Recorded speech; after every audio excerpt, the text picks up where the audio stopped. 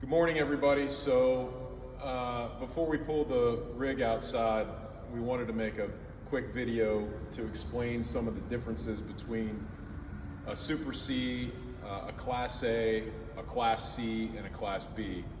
Oftentimes when we're traveling, a lot of people come up to us and the first thing they ask us is, what the hell is this thing?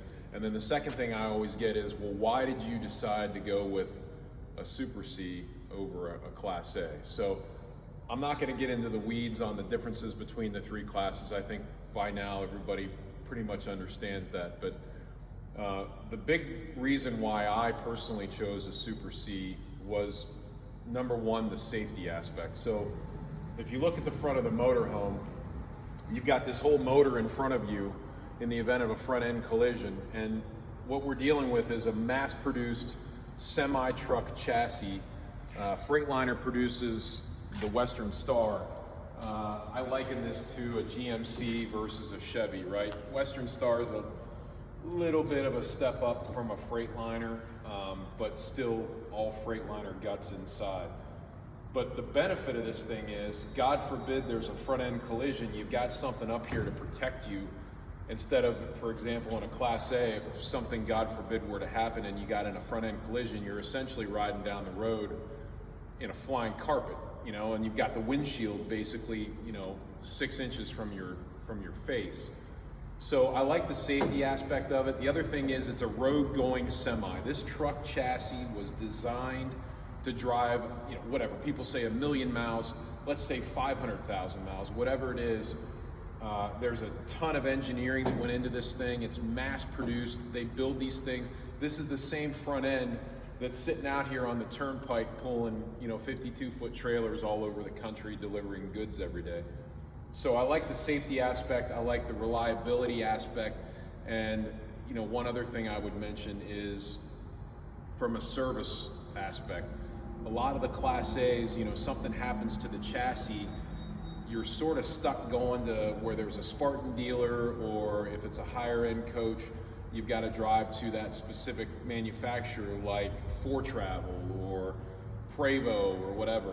What's nice about this is you've got an entire network of dealers and an app on your phone you can use to search. And we've unfortunately had a few situations on the road in the middle of nowhere where you can get service in hundreds of dealers across the country. So the dealer network is far superior as well.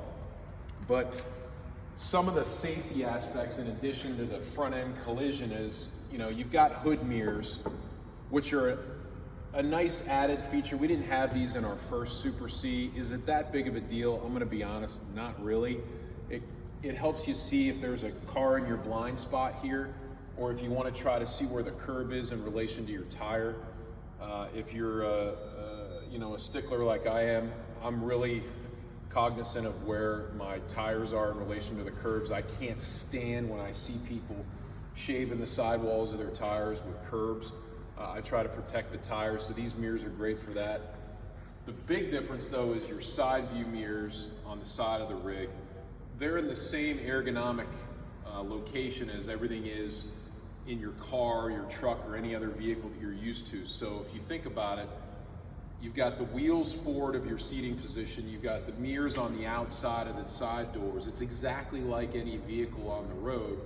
When you're driving a Class A, you're sitting forward of the front wheels, and they're inboard as well. So, again, imagine you're sitting in the driver's seat. Not only when you're in a Class A are the wheels behind you, but they're also in a little bit as well. So navigating through turnpike, turnstiles and navigating turns and tight intersections, it's just far more intuitive when you get behind the wheel of this thing. I would argue anybody that got into a Super C for the first time and drove it down the road, there was no extreme learning curve of, you come to a turnpike interchange and it's like, oh shit, what do I do? You don't really have that with this. You sort of just line the truck up, keep your foot on the gas, and blow through. I'd like to talk to a Class A owner and talk about their first time, through a turnpike interchange. It's a puckery. There's a pucker factor there. So again, mirrors are in the same place you're used to. Tires are forward. You've got quite a bit of space. I guess the downside though is you're using a tremendous amount of space, and I think it's the box on these is usually like 34 feet-ish. So you've got about 10 to 12 feet of truck, which isn't really livable, usable space when you're parked. So okay, I'll give that to the people that knock these for that, but for us, I think it just makes more sense. Not to say we won't ever try a Class A, but having all this space here is a great safety feature. The other thing is, this is a true tandem axle vehicle. When you stare at the side of a Class A, it appears to look the same, but the tag axle in a Class A is only designed for weight distribution and stability when the vehicle is moving forward. When you make a turn, whether you have a passive or an active tag axle, you've got to lift that wheel before you make a turn. So another pain in the butt to me is if you had a Class A, every time you make a turn, you've got to worry about that tag axle lifting, and you're not getting the benefit, in this case, of 8 wheels and tires on the ground distributing weight. So again, true dual tandem axle. Also have the ability to lock the differential if you ever get stuck in the mud, if you're out in the dunes out west and you need traction, you can lock the differential inside and actually have both wheels drive.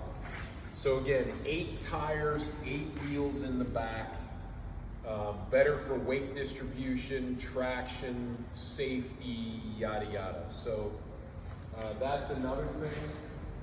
One of the other,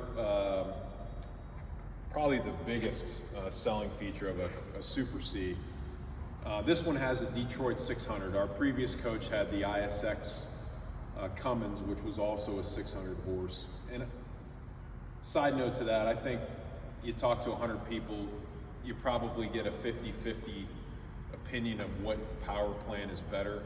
Personally, I like the ISX motor better, but I like the transmission in this, which is a 12-speed ultra shift or auto shift Detroit. But when you combine 600 horse and 12 speed, or a 13 speed in the Eaton and the Cummins, you get the benefit of a 30 to 40,000 pound towing capacity. Every Class A I've ever seen, and I'm sure somebody may argue this, can't exceed 20,000 pounds. Just sort of the way those things are set up, the engine's in the rear, you've got a tremendous amount of weight in the back of the coach. But in this, you've got this adjustable hitch. You can pull a stacker. I mean, you can damn near pull the same coach behind you. So for us, with the vintage racing that I do, it allows us to pull a trailer with ease. And not that I ever exceed 20,000 pounds, but I guess it's like anything else. It's just nice to know if you need it, it's there. And I'd rather far exceed my capabilities than be pushing right up to the limit.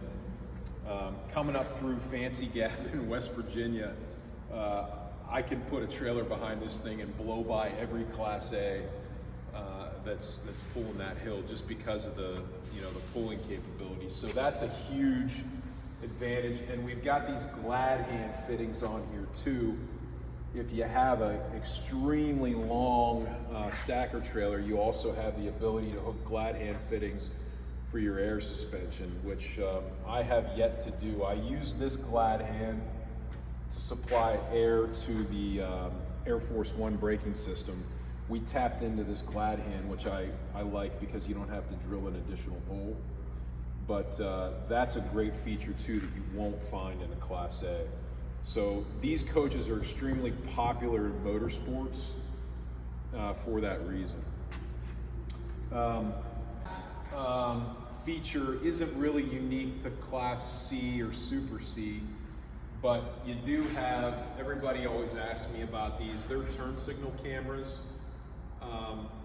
In the beginning of this journey, I always felt this stuff was essential and I wouldn't look at a coach unless it had it.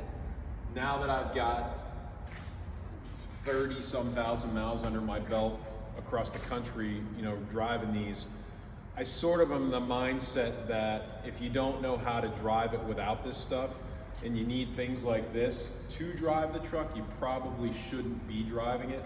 I use my mirrors more than anything and my rear view camera. So these do have turn signal cameras and the ability to turn on a side view while you're driving, but I rarely use it, to be honest, as we're going down the road. But they do have that ability, for what it's worth. So that's why we chose a Super C, and I would argue that that's probably why 80% of the people in the world buy a Super C, is again the safety aspects and the towing. But don't forget about that network for repairs if you're on the road. You know, you can't sleep on the fact that you've got a road going semi that was mass produced. Millions of dollars in research and crash testing and all that stuff has gone into designing the front half of this coach. So there is peace of mind there. Not to say we won't ever buy a Class A, not to say that I don't go home and dream about owning a Prevost every day, but that's just some of the reasons why we chose this and why I think in a lot of ways they're superior to a Class A. So part 2 of our Why Super C, I wanted to make a small video on a whole other section that I completely left off, and I guess that is livability and boondocking. We don't do a tremendous amount of boondocking. Laura and I are pretty spoiled. We usually don't stay anywhere unless it's a 5-star resort. But one of the big advantages of a Super C is you get 75 gallons of gray and 75 gallons of black. There's 2 tanks housed underneath the chassis in these. One here and another one equal size over here for gray and black. Typically, even a production coach on the higher end above $1 million in MSRP is going to have holding capacities of half that. So that's probably one of the best things about these, and a lot of people don't realize, is you get 75, 75, and then above our bed in here is 150 gallons of fresh water. I would argue the only bus that's going to give you that kind of capacity is if you step to a Prevost or a Newell and they have a common tank system.